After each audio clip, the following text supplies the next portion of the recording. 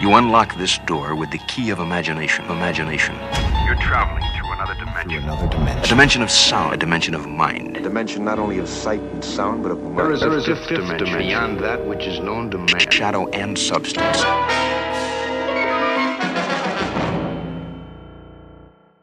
Hey, everybody. Welcome to the first episode of Substance and Shadow, the Twilight Zone podcast.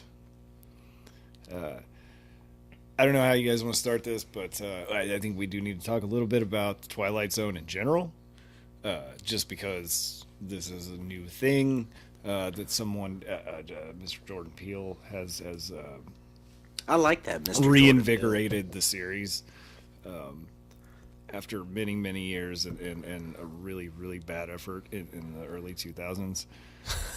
Yeah, that Forrest Whitaker one is fucking rough. I like Forrest Whitaker just fine. That was just a really bad thing that they did. Yeah, Korn's rough. Yeah, it dated itself really fast. Which is a thing. Yeah, which is a really great thing because that new one doesn't fucking try to play into like a specialty band. They didn't have Katy Perry fucking just like dive on board like, hey. No, if you're gonna make something that is timeless, you don't want to date yourself. You don't want to date yourself immediately by having Korn do your opening theme song. That is true. They thought Korn was gonna be way bigger. Yeah, they really overestimated Korn. Hold on, man. Korn sold a lot of Adidas. They did, and they sold me Adidas. Yeah, I'm not right? gonna lie. Right? They sold me You had a pair Adidas of in the Adidas. 90s, man. Yeah, man. I had some Adidas, some breakaway pants. Yeah, yes, some really sweet hoodies that you could turn inside out and they would change colors. The reversible. They had there's like little reversible hoodies. I had a black and yellow one and a black and beige one or something. I can't remember. They were ugly as shit. Fair enough. But Korn aside, I am a longtime lover of the Twilight Zone since my early childhood. So I came into this about 2 weeks ago. Yeah, I actually do like the 2 weeks ago. Yeah, it's perfect. So yeah, he's a Twilight Zone noob. I am. You can call him a noob. Yes. I guess we can say that. We're gonna need to bring Cy down a little bit. He's a couple drinks in. Hold on. Cy is about Just a 120 ounces and shot of moonshine to the wind. Right now, I think that's way more than 3 sheets. I'm not sure. That's a couple of comforters. Yeah, that's a book. Cy's a book to the wind. I'm trying real hard to stay straight laced. Like He's doing a good job. Thank you. I gotta hand it to him. As soon as we hit record, he perked right up. That's right. Like I try to get every stupid thing out of my mouth. His eyes are. You said a lot of stupid things while we were leading up to this. His eyelids are heavy. Oh no! He looks like he's barely holding himself up, but he's. Well, that's because you named me the Bears 69, so I'm already. I didn't name you that. Why are you?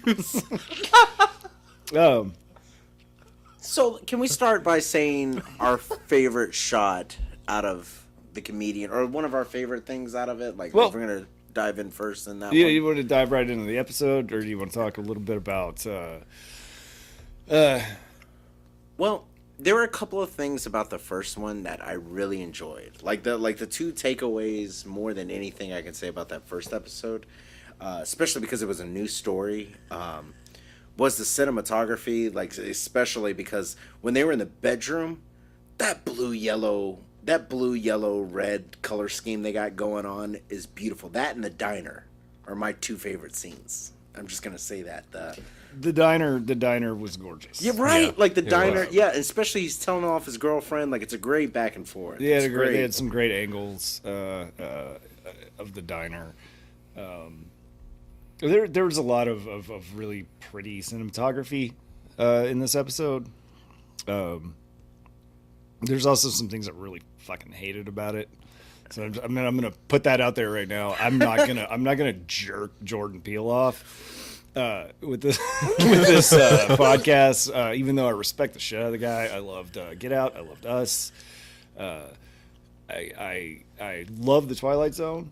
I love the show so far, but I'm definitely not gonna just cup somebody's balls over just because they put the Twilight Zone in the title.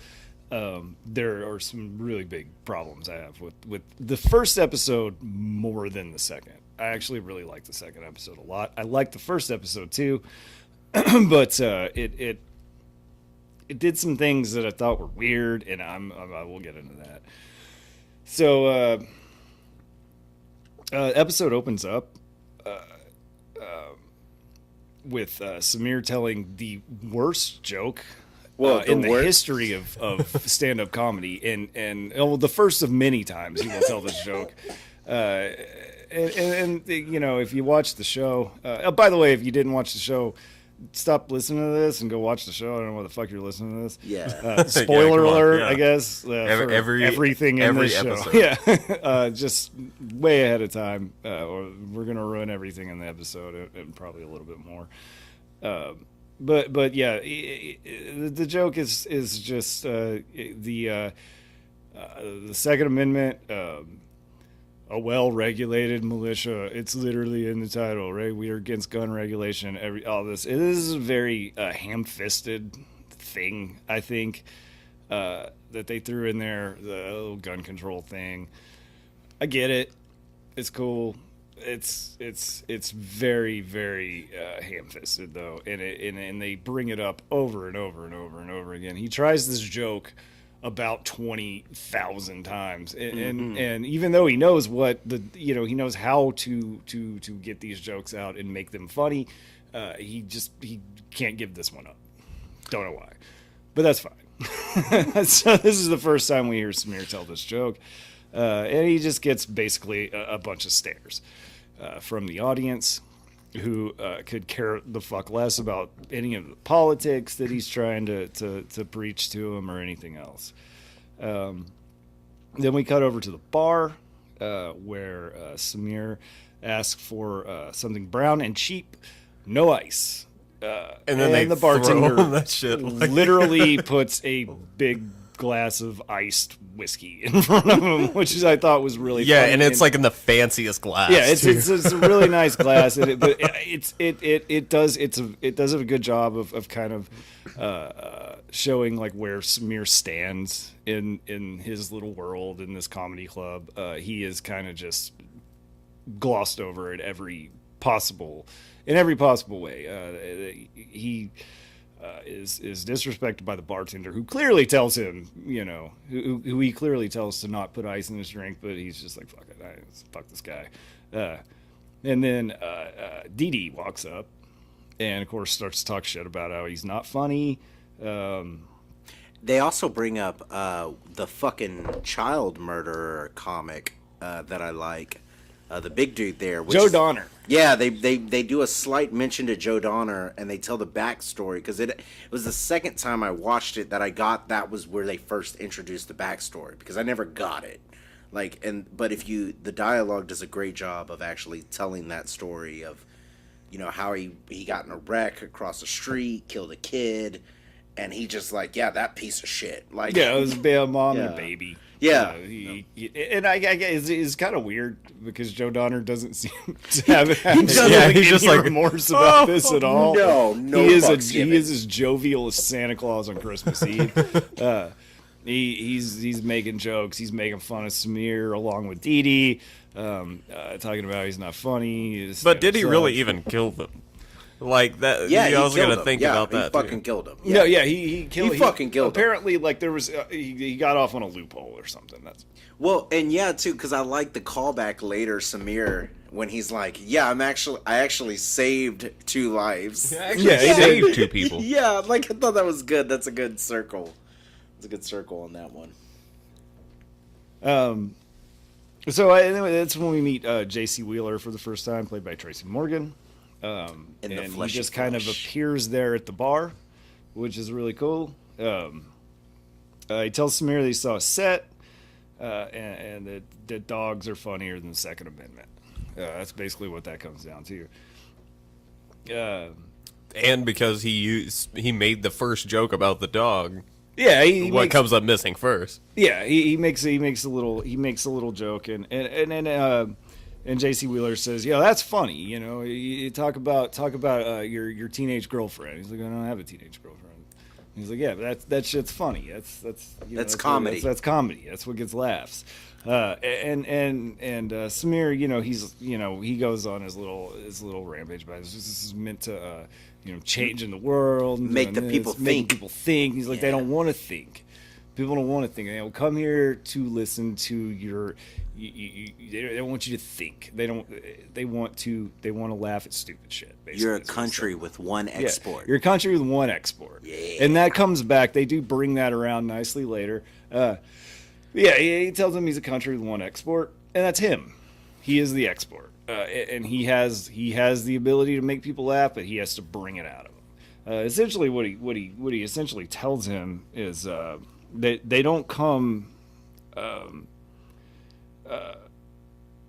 They don't care what you think. They care about you. And essentially, at the end of this. He says, once you put it out there, the audience takes it in, they connect, then it's theirs. Once it's theirs, it's gone forever. Samir doesn't really take this as any kind of threat or anything like that, like this is something sinister. He's just like, yeah, I get it. And they toast. In typical Twilight Zone fashion, I am of the belief that J.C. Wheeler is the devil in this scene, which is a running theme through the Twilight Zone. The devil appears many times in the Twilight Zone and tempts. He is there. People. He is constantly. Yeah, he's always in the Twilight Zone. The devil shows up in multiple Twilight Zone episodes, in the original and in the '80s series, and possibly some in the Tracy or in the Forrest Whitaker series, which I don't remember much of because it sucked. You're not wrong. Wes Craven's worst work right there.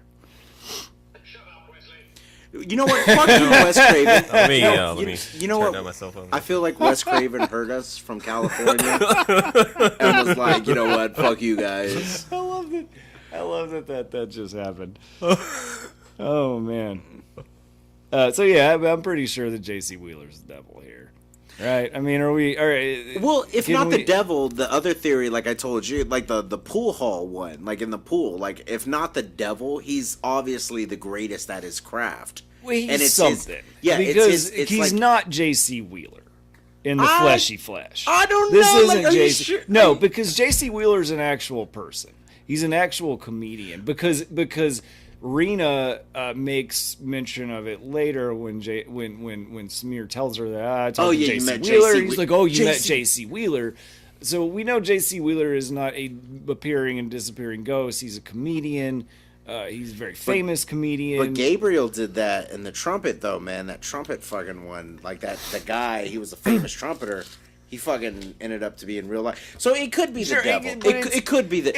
I like the resemblance. Like, look, I don't. Yeah. I don't think the putting like religious figures in television shows, modern television shows, is necessarily like, I don't believe in any of it, but I could say that it's when you have the devil in these I like episodes, to think of him as charming. It's a representation of temptation, of the it's not a literal devil.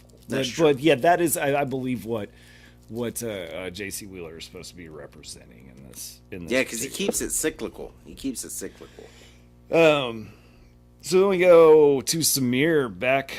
He's back on stage. Tries Second Amendment joke again. We get this. This is the second time. Wait. Hold on, it's Chris. Still not funny. Hold on, Chris. Can you deliver it to us? Because I feel like I've overdone it. Give us your best delivery. My best Samir delivery. Yeah, we're gonna do a Samir. So I'm not gonna do a super racist accent because I feel like that wouldn't be right. Yeah, give me that Second Amendment. Basically, the joke goes like this. You know what? I can't even remember. It's that fucking terrible. It's something about, it's regular well regulated. It literally starts with a well regulated. Yeah, that's good. Actually, I'll give you off the hook on that one. That's it's good. a dumb joke. It just never. I don't know who he bounces his ideas. Yeah, that was a bad one. If That's a bad one. if it's his girlfriend, if it's Dee Dee, or maybe it's Dee. Maybe he's bouncing this shit off Dee Dee, and she's like, "Yeah, baby, that's good." That's true. Yeah. She did He's write just him off. playing into that shit. Yeah, She so wrote him off. I don't know. Yeah, so this joke's still not funny. So then he starts talking about shitting dog, his dog, Cat. He's got a dog named Cat. Actually, the dog's named Caterpillar. He goes into a whole thing about that, and it sells. The audience laughs. The joke wasn't really that funny, but it was cute. You know, the dog's looking at me. He's like, "Is there a problem? Can we do this some other way? You know, why are you staring at me?" It's funny. I like the joke. But it absolutely kills. We don't really see the rest of Samir's set, but we know that he got some laughs, so he goes home. Because they put up posters, right? After that, they're putting up those posters. Or no. I'm sorry. That's later. They put up the posters. After that, Samir's at home. He's calling for Cat. Cat's not there.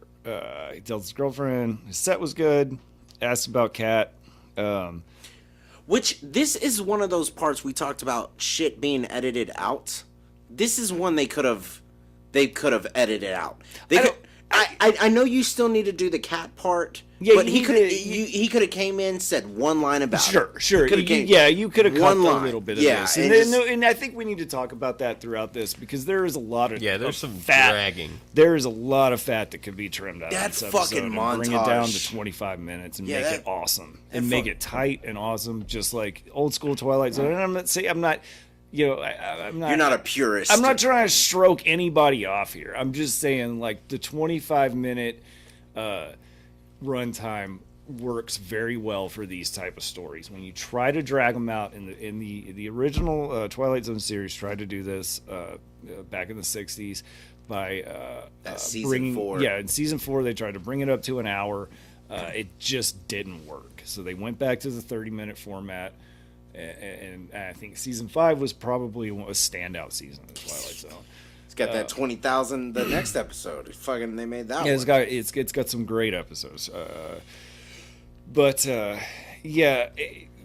lot of this is just fat. A lot of this could be trimmed out. A lot of the dialogue between Samir and Raina, although I think it is necessary to establish Raina, because she is important to this. Yeah, because I thought the twist was going to be a little bit different. I did too. Yeah, I thought it was going to lean later, but yeah, we'll get to that. But it's not. And so she says, we don't have a dog, and you needed that line. You needed that. I do like that, yeah. You needed that quick, hey, we don't have a dog. But they could have transitioned right into there where Jordan Peele starts narrating, like, right after, what happened to our dog Cat? Samir. Yeah, like, you know what I mean? 23. Fucking... That's a good point. Yeah. And that scene kind of drags out after the reveal of we don't have a dog. Yeah, because she's sitting there laying in bed, and she's like, I've never heard of that. You're great. Like, yeah, come on. Yeah, that should have... Right there, we should have gone pan over to Jordan Peele. And that's for your approval, whatever whatever his little tagline is going to be this week. Now, can I stroke off Jordan just a little bit? I'll give him 5 quick strokes. That fucking reveal. No, he's good. That fucking reveal. He was good, and I was talking last night to Jessica about this, and just that pure pan, man. The camera works good, but what I really liked about it was Jordan Peele's sort of awkwardness on the camera and his sort of stiffness and like sort of you could kind of visibly see that he didn't really want to be here, and that is also the way Rod Serling was on the camera. He was awkward. He was stiff. He didn't like being on camera. He never wanted that job to begin with. That is true, because season 1, he's not in there. I think I brought that up to you. Season 1, they don't do that. They keep it more the traditional, just a voiceover. So, yeah, I like the way Jordan Peele I like his little intro. He does a great job as the narrator. But when we come back, that's when he's putting up posters. Yeah. Then we cut to Samir and Devin, his nephew, who's not actually his nephew. It's his girlfriend's nephew. Yeah, his girlfriend's sister's kid, or so. So yeah, his girlfriend's. Yeah, it's his girlfriend's nephew. He just always says, no, that's what he says. He's like, it's my girlfriend's sister's kid.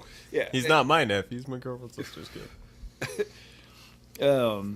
He has a really funny line here. I really like this line. He tells Devin, you know, he asked about the bus stop across the street. Devin asked about the bus stop, and he's like, oh yeah, guy got a drunk driver crashed into it, killed some people. It was awful or something. It's just a really funny line the way it's delivered. People died, I think is what he said. He's a drunk guy crashed into it. People died.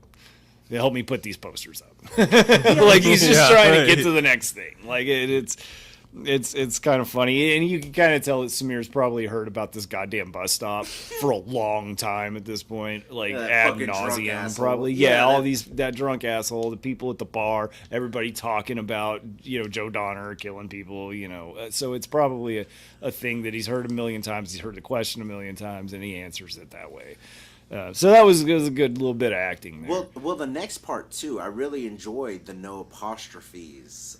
Right after that, the bit about the no apostrophes, because it shows that little boy was fucking smart. You know what I mean? Yeah, the kid was smart. Yeah, the kid was smart. Like he was quick witted, and I like that because it was real quick. Like you didn't need a whole backstory that this kid was smart. It's just like, oh no, he gets the joke. So like later, he's funny. Yeah, he's funny. So like he's funny, and it kind of puts.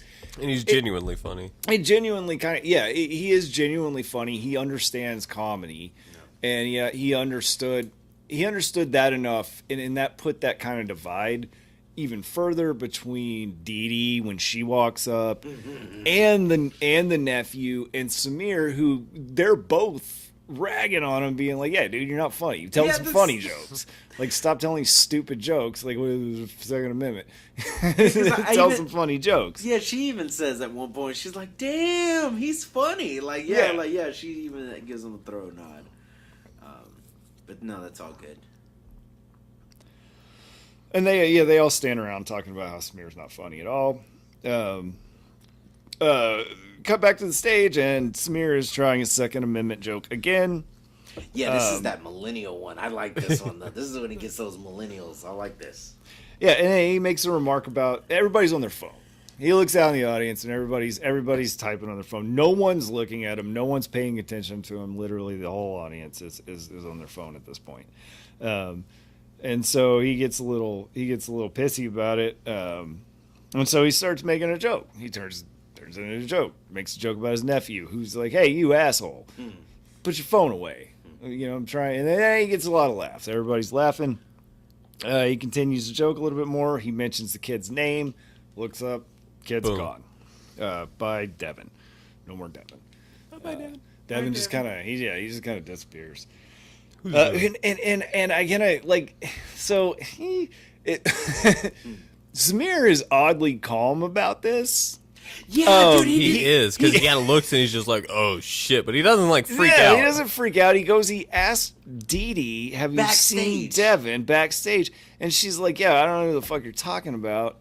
And so they, and it still hasn't clicked at this point, which it should have at that point, because he's already had the cat experience. Yeah, he's already. Like, who the fuck are you talking about? He's like, everyone's in on this joke, and then he sees him disappear. I mean, that should have been the final straw. The next part is when he looks at the photograph when he goes home. Right after that. Yeah, and he sees that he's not there. And he's fine. It finally dawns on him. But it was funny to me that he even went home at all. That's true. Why not go to the cops? Yeah, he didn't talk to anybody else. But he was just like, "Hey, I can't find your nephew." I can't find your nephew. And she's like, "Oh, and this is." She's like, "What nephew?" But hold on, Chris. You may know the answer to this better than I do.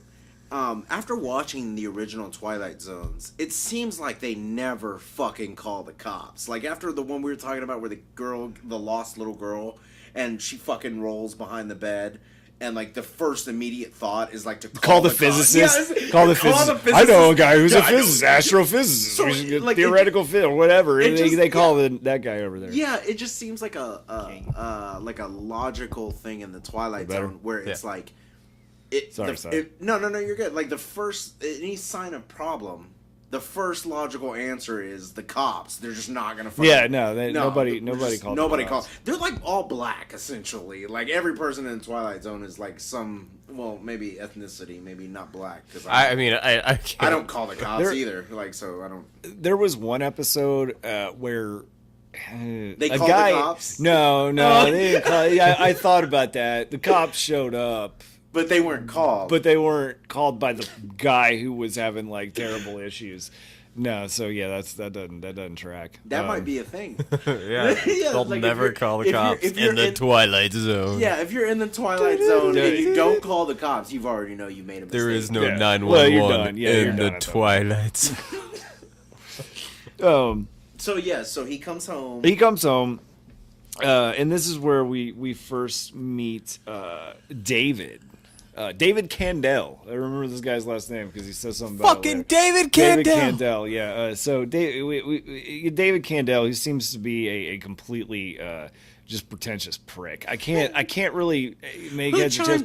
Yeah, who chimes in a relationship private conversation argument? When they're like, "Hey, let's go to the bathroom and talk." They go to the bathroom, and then a couple minutes later, David Candell's standing at the door, like pitching in his little words of wisdom, which was really strange. Yeah, it's like, fuck off, dude. This is. And they pretty much do. They pretty much tell him to fuck off, and he fucks off, and then he's like right outside listening because he chimes in again about a couple of minutes later. Comedy is the best. Yeah, he's just right there. Yeah, he's right there the whole time, and that was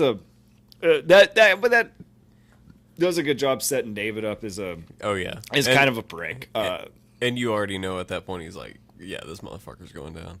Yeah. Oh yeah. You immediately figure out that Samir's gonna talk this guy out of existence before it's over with, for sure. Rena has no memory of Devin, and can't understand why Samir is going on and on about this kid and how you're making jokes about my sister. You know she can't have children. That's awful. And then David Candell chimes in and he's just like, yeah, it's comedy. Yeah, it's comedy. Yeah, because David Candell is fucking drunk at this point, I think, and just he's like, yeah, she can't have kids. That's hilarious. Where's her nephew? Where's her kid? I love that. I love that humor though, because that seems to be a recurrence with Jordan Peele about like old people millennial jokes. Because he also does another one there where he what does he reference? He references something there, and he's like, I don't know what you're talking about. Like, there's just these references there. There's those Jordan Peele fucking references. I don't know. Fucking anyway. He makes a funny joke here. About the Fonz. About the Fonz. And he's like, he's like, call him the Fonz, and he was like, who's that? You're so old. Okay. That was actually funny. That's what I'm trying to say. Like, because he did the same thing in Us recently, where they talk about where he's like, we should get out of here, and they're fucking all sitting around the fucking open center, but he fucking does those millennial jokes. Like Jordan Peele, I've noticed that he's fucking adding millennial jokes in there. I fucking got you, bitch. You fucking think I don't notice that shit? Jordan Peele, when you listen to this, the one podcast on your show. Yeah, the fucking shit. I see you taking shots at millennials. Don't fucking think I haven't noticed that. It's a joke. There's gonna be plenty of podcasts. That's fucking true, but I love it. I do love it. But anyway, so yeah. And this is where Samir kind of realizes that he figures it out. He kind of says it to himself. He's like, it's not like I killed him. He just never existed. Well, and too, his girlfriend fucking reinforces him, because you remember in the end, he's like, you remember, you told me to. You told me that it would be a great thing. So he kind of reinforces it. And then at this point, this is when Rena tells a dad joke, which was, I'm gonna use this if anybody ever says this, because he says, you're going to put me in the mental hospital. And she says, yes. Why the mental hospital? Do you have one picked out? Yeah. And I was like, yeah, that's a dad joke. You could tell a dude wrote this dialogue like an old fucking man wrote this dialogue. This is a dad joke. I think you mean Jordan Peele. Yeah, wait, I don't think Jordan Peele wrote this, man. I don't know who wrote this. I don't know who wrote this dialogue. He's a millennial bashing. I just gonna throw him in the lump of also old dad jokes. So.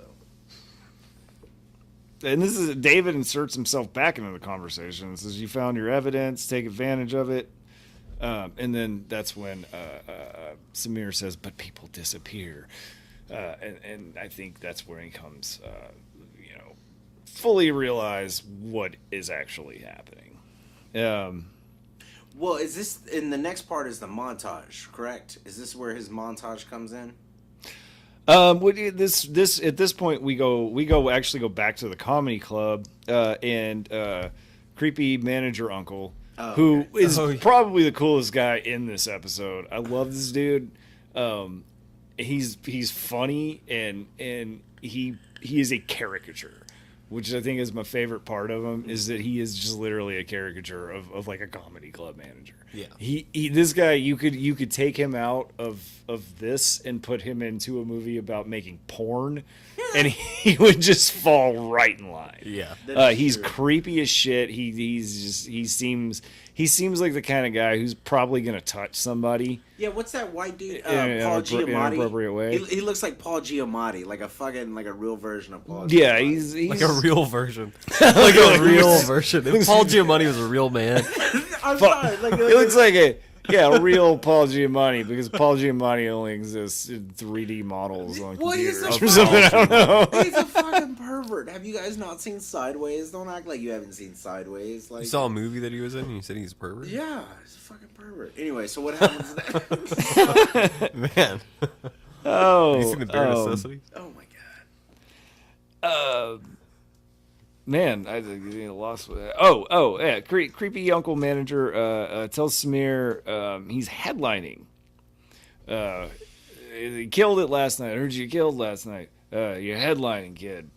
Kid. I love the way this guy talks. He's perfect. He's a perfect Twilight Zone character. I'm sorry. You do seem excited about it. He is. He was weird and creepy, and he fit the Twilight Zone. He's hey, you're killed tonight. You're headliner tonight, kid. He's super weird, and I like the guy. Well, and this is when Donnie gives him a fucking. He's like, don't fuck it up. Yeah. Joe Donner starts talking shit. Yeah. He talks massive shit. No, you're gonna fuck it up. Yeah. Don't fuck it up. But we know, or it's you. Yeah. Yeah. And at this but point, you will, 'cause it's you. we get a really cool overhead shot, which I really liked. The camera is directly over the audience, and it almost like does a fucking ramp or something here, and kind of it dollies, yeah, and it just jibs up. It just does a full 360 back up to not 360, but 180 up to Samir. Yeah, and it's a very, very nice shot. I liked it. It's weird because it's almost one of those things that could have been cut. Even though it's a beautiful shot, it's fat. And that's my argument about a lot of these shots. I really do feel like the cinematographer for this episode, he was like, man, these, like when they got on the editing room floor, they were like, dude, there's a lot of fucking gorgeous shots here. What do we do with them? Yeah, I think so we gotta too. use that one. Yeah, we gotta use it. Like, it's fucking pretty. Yeah, there's a lot of people saying this is pretty. And also too, like I think I brought this up earlier. The shallow depth of field, and they've already done it a few times with J.C. Wheeler. The shallow depth of field, that shot, I hope they continue going forward in the Twilight Zone, because you don't see a lot of it. I think I brought it up too, the 80s styles zoom in that was real predominant in the Twilight Zone movie. I enjoy the shallow depth of field close up Mr. Robot. I love hearing you say you enjoy shallow depth of field.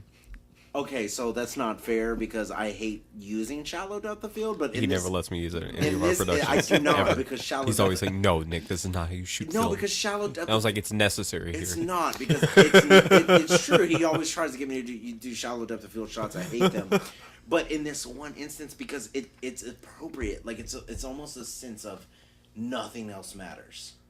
The only thing that matters is J.C. Wheeler in this conversation we're having. Go ahead. But that's later on. That's later on. Yeah.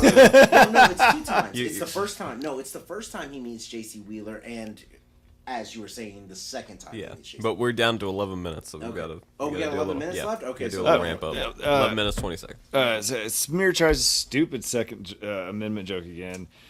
Well-regulated. He tries the Devin joke again, and that doesn't work out. He tries one of the fucking cringiest jokes that I've ever fucking heard, which I don't disagree with. It was just a cringy fucking joke, and the audience's face reflected it. And he just says something about, how about this president? I don't want to say the guy's a fascist dickhead who should be hung by his nuts in the public square, but only because I don't want to talk to the Secret Service. Yeah, That's which it's a funny joke. It should have gotten a laugh, but it should have gotten like a laugh, or a few, like several laughs. Yeah, a few guys in the back are like, ah. Yeah, it's it is what it is. It was a good try to get rid of Donald Trump, man. I'll say that. Yeah. You tried it. It didn't work. You put your best foot forward, Smear. We salute you. But it didn't work out. Then Joe Donner shows up. Smear just lays into him. Huge laughs. Huge laughs for Joe. And this is the first time I will point out, I think they did a great job of the audience, because those jokes aren't really funny. This is the first time. No, they're not. They're not and that's funny. The point. Yeah. They laugh hysterically. And, they show, and him being like, no, seriously. Yeah. This guy killed 2 people. Yeah. And they start showing crowd shots there. I thought that was a great job of these people over hysterically laughing, and it's not funny. Yeah, it was like one of those like eerie moments where you're like, okay, yeah, he's. Well, he makes a comment to it later. What does he say? Like, I'm feeding, or you guys need fresh blood? No. This is later. Okay. That's something else we need. Well, no. But I'm saying, but that. It's he has to feed them. Yeah. Feed me. Feed the audience. Yeah, he's got to feed the audience, and they do. They want the dirt. They want the nasty shit. Yeah, they do. And that shows, at least most of the time. Let's see. Back out on the street. Because this is that fucking montage. I fucking hate this montage. The bus stop is fixed. No, okay. No, we get out. He walks out to the street. The couple walks up to him. You killed it tonight. Yeah, you killed it. I saved 2 lives. Actually, he's like, actually, I saved 2 lives tonight. Yeah. Which is a great line. It's a great line. I actually unkilled 2 people.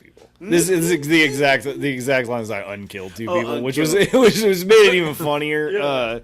And then he says it again, like they walk off. And they're like, this guy's so funny. He's like, no, seriously, I saved 2 lives. One was a baby, which is great. He saved a baby. You want to know. But then we get at this point he's forgotten about Devin. For some reason, Devin's not important anymore. He's got this high. He's like, yeah, that kid never existed. We're good. That bitch can't even have kids. That's fucked up. That's my fault. That's so great. But what else? And this is the point where I feel like we get what is definitely the obligatory social media montage. Yes, cut this shit.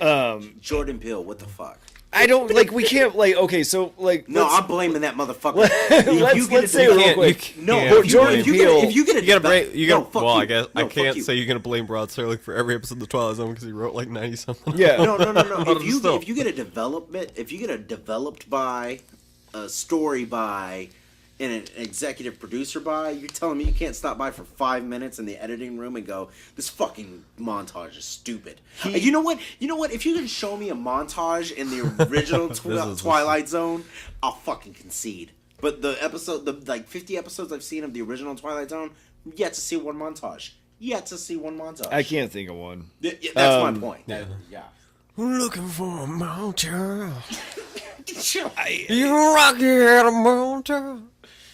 This is I even wrote in my notes here, finding terrible people montage intercut with Samir on stage telling jokes about them. So we get the worst. It was the worst. The bus, like they have a shot with them behind in the back of the bus, and they're literally doing a right fucking turn.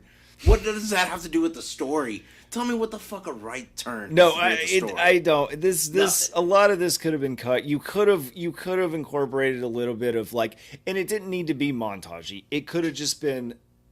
This is how I would have shot it. Okay, this is me. No experience in television, but I'm just saying. Just have Samir sitting there looking at the computer and having the aha moment of like, oh, I can find shitty people from my bed. Yeah, because the name part wasn't bad. And that's all you need. Yeah, the name that's all you wasn't. need. You didn't need a 10-minute fucking montage on this. This was fat that could easily be trimmed. Yeah, I agree with you. I didn't like the montage. The montage was stupid. We get another montage coming up here pretty soon, which I also don't think was necessary. But and then we cut back to the bar. The bartender hands him his cheap brown drink, this time with no ice. And Samir didn't even have to ask. So this at this point, we're establishing that Samir is gaining respect from people in the comedy club.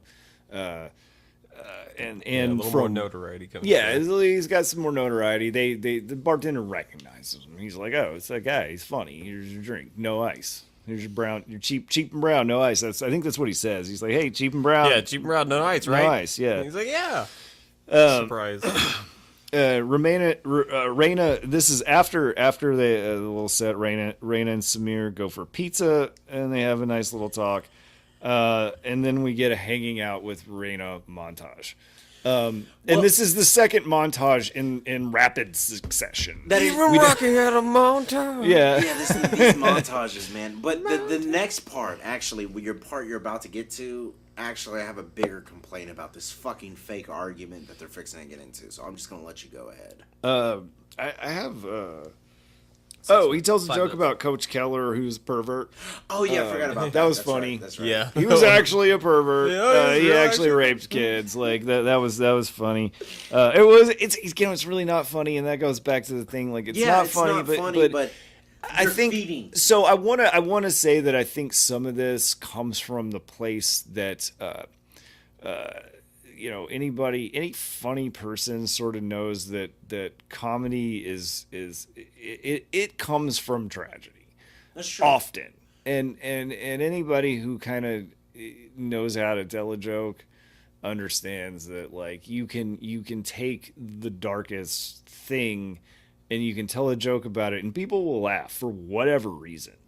And this is proof of that. This gets huge laughs. This guy's a pervert. He raped kids. Well, he's terrible. I think it's the Little Shop of Horror thing, man, that me and Nick were joking about, like the feed me Seymour. You know what I mean? Like you just need to feed that motherfucker. Yeah. You know. That's true. Yeah, that's. You need to feed that motherfucker. He's getting hungry. Feed me Seymour. Back at home, Samir talks about how his comedy could change the world.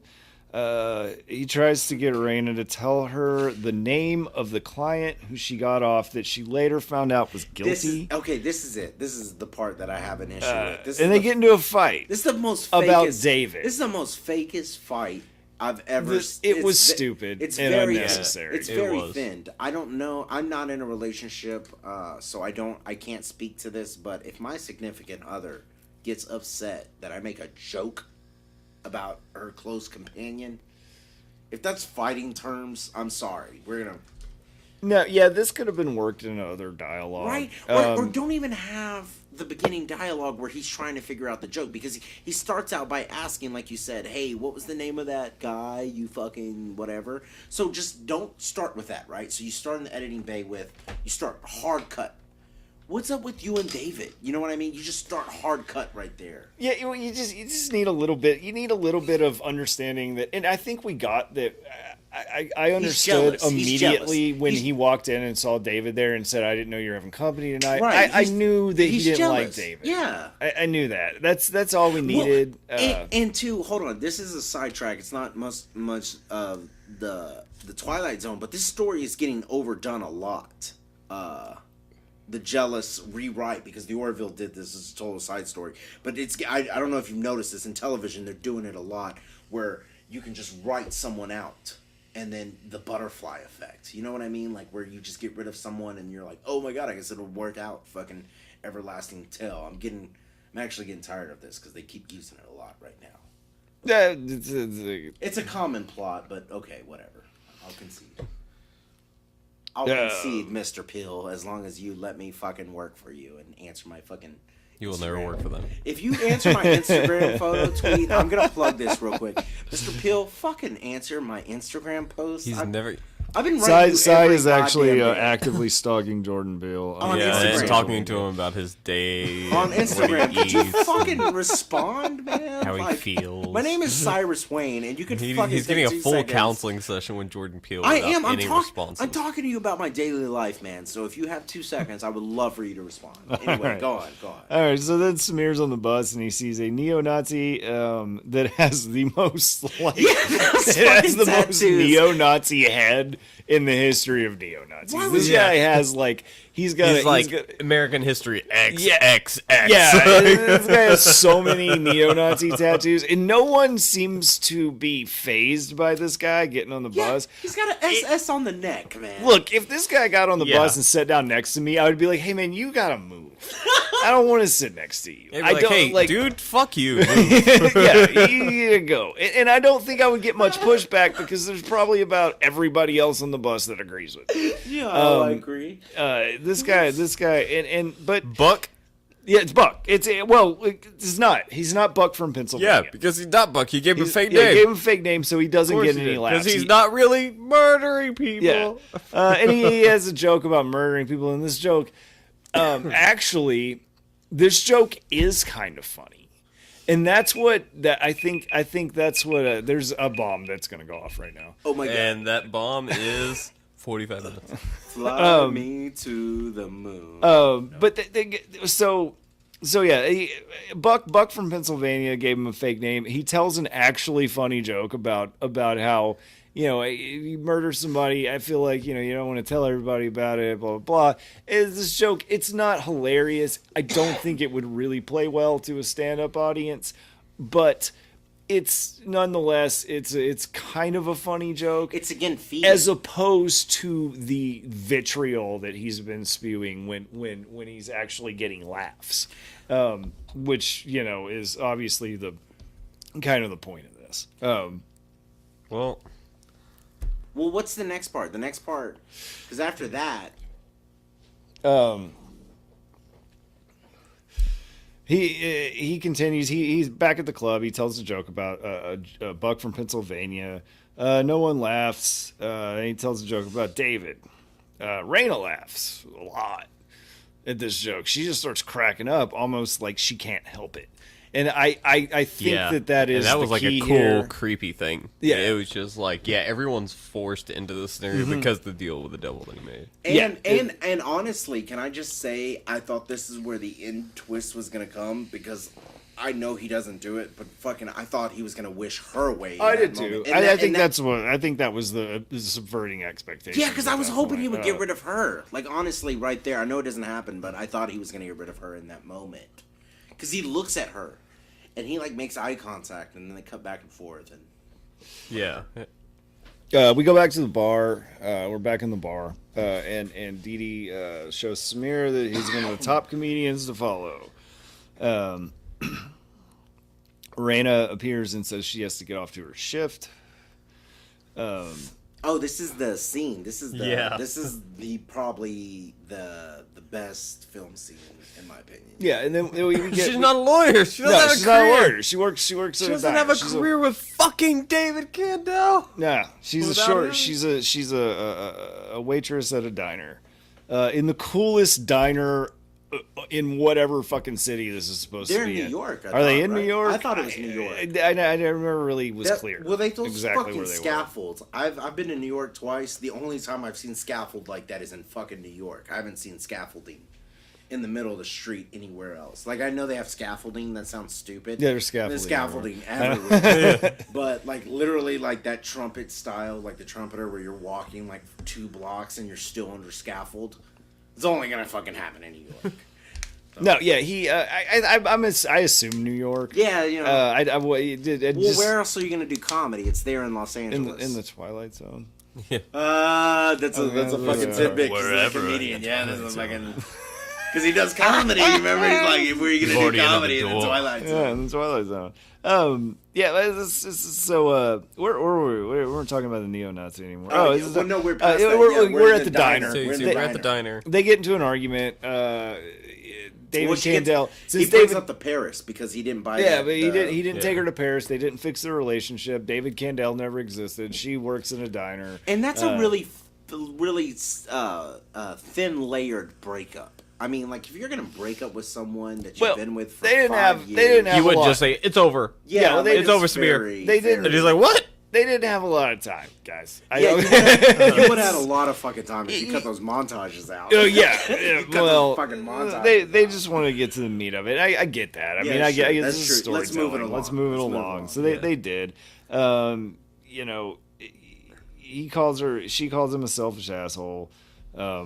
He goes back to the apartment, and this is probably wait. You also forget what she ended up saying too, and that was like a clear line. It was like, you don't care how your actions affect me or anybody else. We're just background to you. Yeah, we're background. Yeah. That is important. And then she also says, when am I gonna be the joke? Yeah, when am I gonna be the when joke? is this conversation gonna come up in your act? So then it sets it up, and you're like, oh fuck. So now when's this gonna happen? So this, and they subvert your expectations here a lot too, because they definitely they point you in a direction, and then sort they pull that rug. They pull the rug, and that's and this next shot too, when he goes back to the this room, is my favorite shot. It's a good shot, man. That blue yellow tones. The lights are flashing outside, and we don't know what from. We don't care. No, it's cool. And that beautiful camera starts to pan around, and we get these different shades of blue. What kind of shot is that, Nick? That's a wide. That's a wide shot. That's what you like to do. That's what when you like have a wide space to do it in. They did have when quite the space. They do have a large. It is a very wide open studio apartment that he now lives in. Yeah, can I say something real quick about this possibly being New York? Oh yeah, that's a large. If these people live in New York, that apartment was like $4,000. I don't know what that shit. No. It's no, way the more. studio that he had. That's a millions of dollar a month apartment. That is true. That is there were multiple. They were on. She was a lawyer. She was a lawyer, and I don't know who she worked for. She may have worked for. She could have had some huge she was blowing clients. David in the back. Apparently, Trump could have been one of her clients at one point in time. Yeah, she must be a major criminal. So she was on the RNC, is what you're saying? She was on the RNC committee. Oh, sorry, I have a cramp in my leg. Is this a Twilight Zone nod? Like, I don't. Holy shit! All right, it still hurts, but I'm gonna keep talking.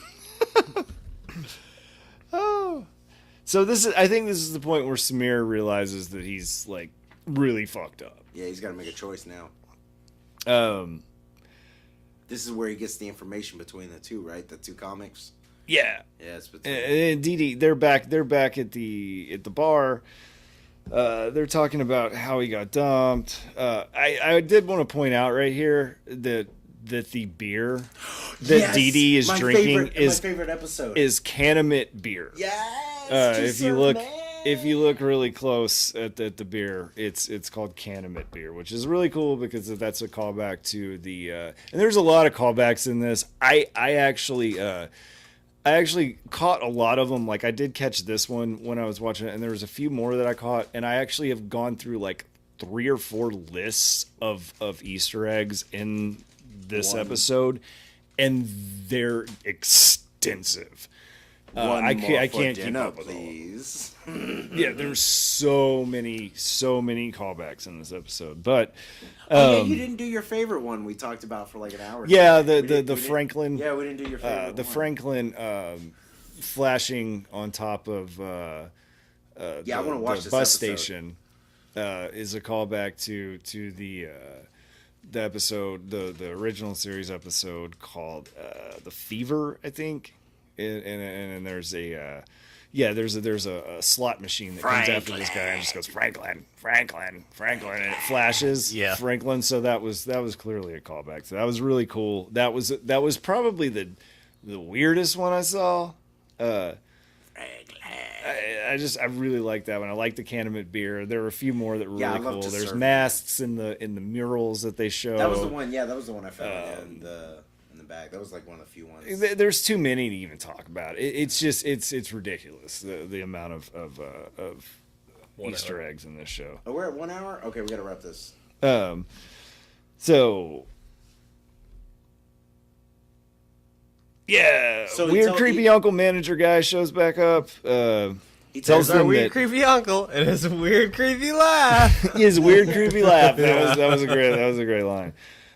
He tells him that Candy Gower from the Gower Hour is there, and the Gower Hour needs a new cast member, and it's down to one of the two of them. Go back to the stage. Samir tries a stupid Second Amendment joke again. Then he does the football coach was a rapist joke. Yeah, he tries again. that again. He tries a few jokes, Yeah. and he says, "You guys need fresh blood." Yeah. Find some hecklers. They invest in hedge funds. They make 9 figures. Gabe and Will. Gabe and Will. He makes fun of Gabe and Will. Gabe and Will are gone. And that's the first time Samir has purposely made vanish someone who wasn't really a terrible human. Yeah, and he seems shocked at it. Yeah, he's kind of shocked at what he did. Like kinda he's freaked like, out. He's like, oh my god. I mean, he accidentally made Devin disappear, but he didn't understand what was happening. Then at this point, he knows what's happening, and he just kind of He actively did it to Yeah. two people just being assholes to him right he then just and there. purposely did it just because these guys were kind of dicks and a little bit too drunk at the bar. And that Asian dude ends up with that hot chick too. Just a side Yeah, note. she just kind of appears there. Yeah, I thought that was weird. The two. I guess that's just what would have happened if these guys didn't Hey, exist. so that means to tell you don't hang around assholes. You get hot chicks. Yeah, for some reason that guy wasn't called out in It's this because he's whole a thing. minority. Chris. Was it? He's a minority. I know people are probably going to read it that way, but I think That's- it's because he just never said anything. As a fellow minority, I'm gonna give him the benefit of a doubt as a minority. I think it's just because he never actively like heckled him. He was just there with the guys. That's called being in a crime by association, Chris. That doesn't work. So, and we go backstage with Dee Dee and Samir. And by in the way, I really like this shot, the back and forth with them. It's just a little janky handheld shot between the two of them. It's kind of like this active shot. the camera work is fine. I hated this. This scene was terrible. Yeah, it was the cringiest fucking thing. it was useless. Well, it was this is the one it where was he's like, completely Dee Dee. useless. It was useless. Give it up I for just Dee Dee, right? loved It's- the shitty camera work on this for some reason. I loved seeing, out of all this gorgeous shit we saw, I loved seeing shitty camera work for the first time. I was like, okay.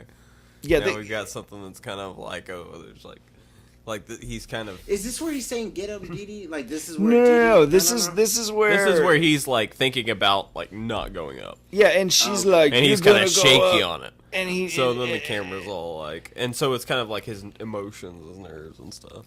This scene just made me cringe. It made me like made my face it was unnecessary. It was I forgot it, to tell you the truth. like already. I'm fine with the fact that they're kind of put. I mean, God knows I got one of the most foul mouths in the fucking world, but this scene in the Twilight Zone, I'm fine with you putting fucks in there and shits and all this stuff, but this didn't make sense to me. Why was this here? Why did she need to be like, if I'd throw you some pussy? Like this Oh, this this is the shit was background. just so weird, and it didn't need to be there. No. Hold on. I'm gonna push back a little bit. I'll give you the shit with her, but the shit with J.C. Wheeler, I wanted. No, the Yeah, J.C. Wheeler stuff was fine. Yeah, right I had after. no problem Yeah, right with after. that. Yeah, I had no yeah. problem with that. That shit was great. Yeah, you could cut out. You could cut. But the her part fucking out. like throwing you pussy and like It's a power move now. I like strong women. it has nothing to do with who is in the scene. but the it does- way it's written and the way they present it is it's Unnecessary. unnecessary. I'll give it's that to you. unnecessary, like vulgarity for vulgarity's sake. Well. Here's my only point. That There- I could saving see that grace. easily. I think it sets it up for her later when J.C. Wheeler reveals to come for her because she's number 2. That's the only service or purpose I think it serves. Is that like, hey, she wants it. You remember because he said you got to bring it. You know what I mean? So I think it actively shows that she wants it. But I agree with you. I don't need that. Yeah, I don't need that. I do agree with you. That connection doesn't need to be made. You can just. I understand Dee Dee. Like I've understood that from every conversation they've had. Dee Dee is dedicated to it. Yeah, she rips on him before. Yeah, Dee Dee is 100% dedicated to all this, and she's funny. And so she doesn't like what's going on with Samir. I get it. That's fine. Who cares? Like I don't need this scene. I just didn't need this scene. I didn't need the. Well, the scene is hard to say because I want the second part of this. No, no, not the whole scene. I didn't need this interaction. This character interaction. I didn't need it. Like the JC Wheeler stuff was great. This was just fucking. It was just cringy. You gotta weaponize that shit, man. Yeah, all that shit was cool. But the Dee Dee like throw you some pussy just because I respect your comedy thing was just. She'd fucking be with the Idris Elba type motherfucker. That was funny. Yeah. Like that line was funny, and I like that line. It's just the majority of that interaction. I was just like, I don't understand. This doesn't make sense. It doesn't need to be here. You're right because it doesn't seem why she would be upset if he won. Wouldn't she be happy for him? I mean, I get you. I follow you on that part. Yeah, so he talks to JC Wheeler at that point. He has that nice little jump cut vaping scene where he's really clearly burning the fuck out of this coil. He's got it. Just you still hear it like while he's talking. This is unnecessary, but I've already asked Chris this. Nick, what device is that? I didn't even look at the device. I saw that he had a Baby Beast tank though. You did a Baby Beast? Okay, I think it's a Pro Color. Sorry. It may be a Pro Color, but whatever he had on the tank was a Baby Beast tank. Okay, fine, fair enough. Yeah. I saw that tank and I was like, that's a sorry. I didn't mean to take up time on that, but go forward. Yeah, it was stupid because also hilarious. Heads up, we all work together at the same vape shop. Yeah, maybe that's why it's funny. Yeah, it's like we all vape, so like it's like, oh, what tank does he have? Oh man, I know. No, I just that jump cut where he was just talking and then all of a sudden it jumps like in the same exact scene, and then there's just smoke billowing out from both sides of his face. Yeah, he reads off. I don't remember what line it was. He reads off a line. And it was just perfect. And I think that's when he was like, "You gotta weaponize that shit," or something. No, you bring down the house or something. Bring down the house. You gotta weaponize that shit, bro. I'm Yeah. sorry. He also goes he doesn't want to be.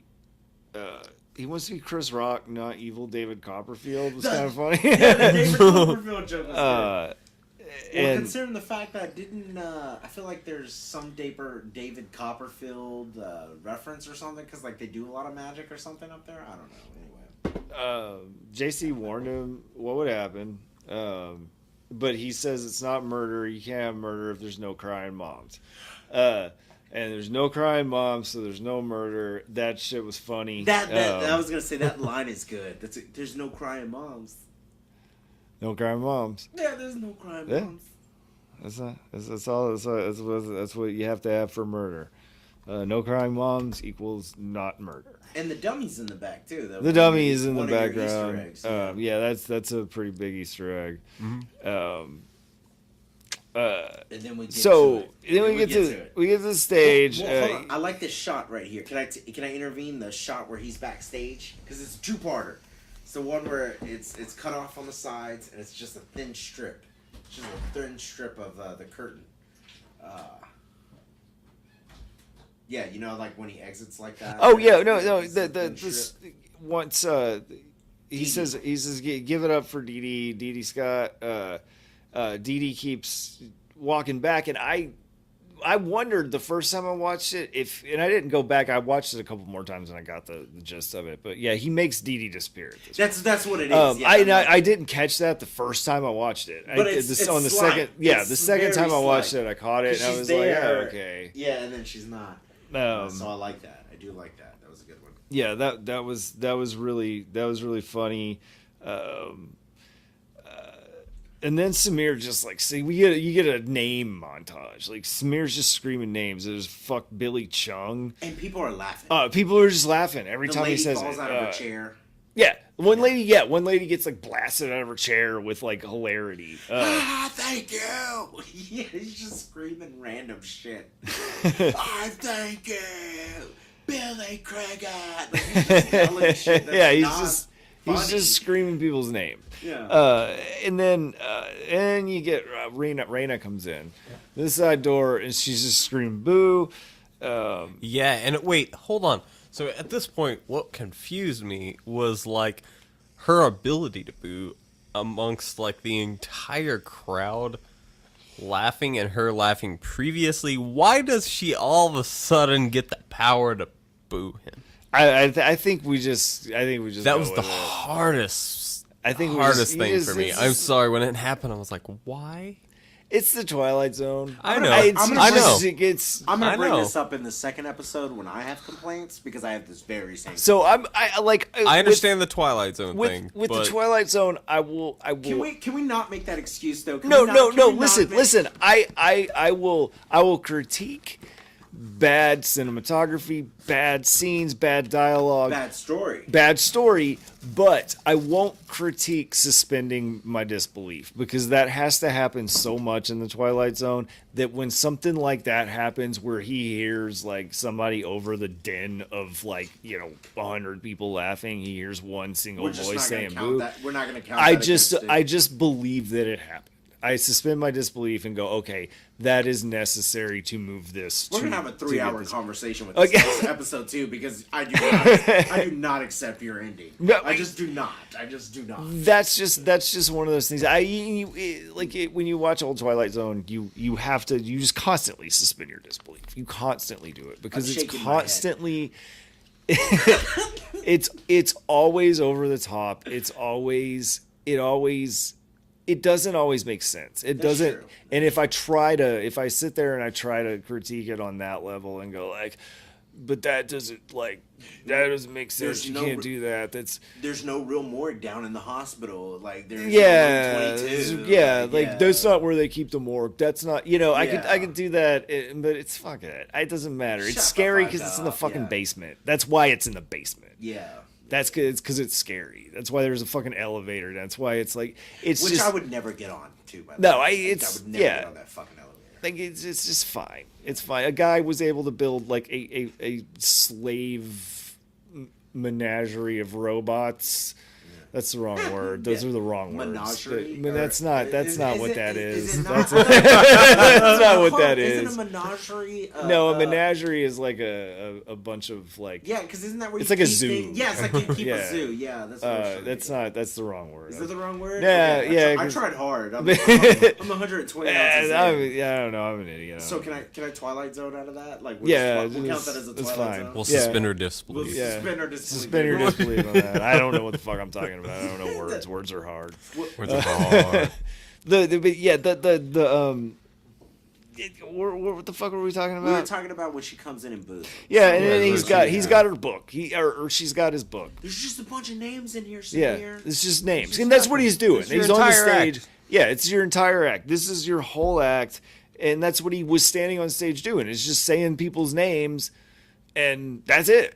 He was just saying names. No comedy. There was no context to any of this, and so that's where you get like, okay, this is clearly it's maybe it's a supernatural thing. I don't know. It's a Now- Twilight Zone. now, hold It's on, a thing that happens in the Twilight Zone. Before you give away the reveal, can I just ask you real quick, not going into detail, what did you think was going to happen? Did you think it was going to be him?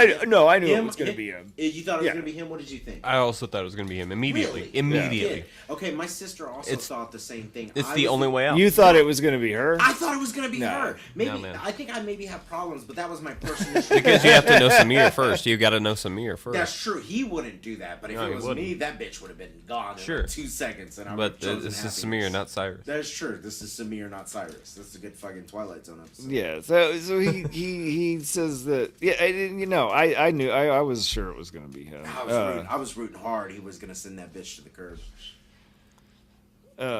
He says, and this is where you get this is also where That- well, one the of my music- favorite lines of the movie, or of this. I'm sorry, not the movie. This was a movie. This is one of my favorite lines of the show. And he just says, why did I do comedy? Is because I want to spread joy. I want to make the world a better place. Nope, it's because I'm a garbage can who needs lots of money and validation dumped right into me. Yes. And that's where you understand this person. Yeah, because it's fucked up. He's like, why yeah. do I want people coming up to me? Why do I want this? Yeah. He wants. I want to see people in the streets. I want them to walk up to me. I want them to know me and ask to take a selfie with me. It's really sad. And he says, I'm a bully. People are just material. I throw them away. I'm a country with one export. I love that line. And there's what did I write here? I can't read my fucking handwriting. I'm a country. I'm a country with one export. And I've been. Does he just announce it? I've been Samir, or is that where he announced it? Yeah, I think he announces himself. I don't know. I wrote something there. I'm only country with one export, and there's only one thing left to give. I've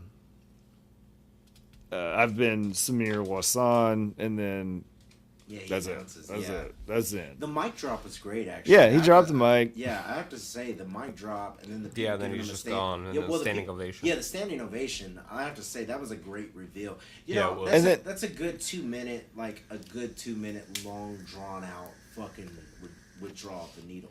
It's good. It really is. As far as story wise, it's really great. It really is. And then everybody's back.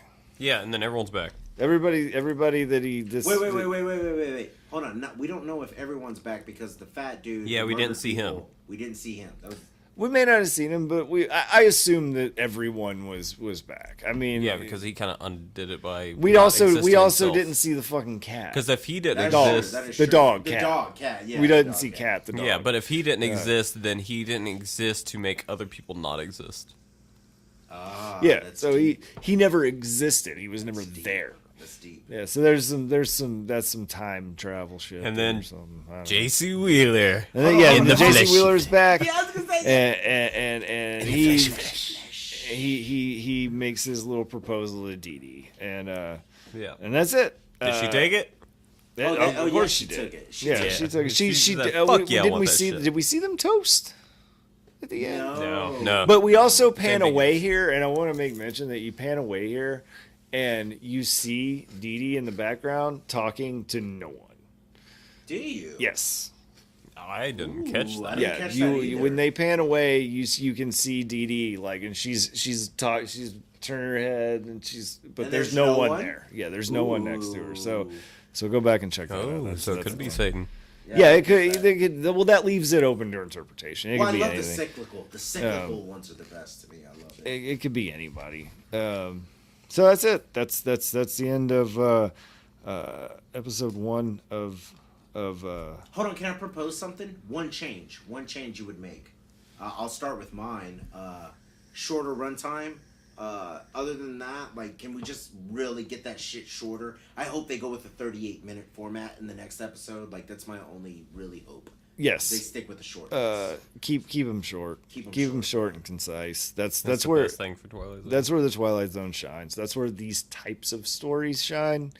Is in you get in and get out.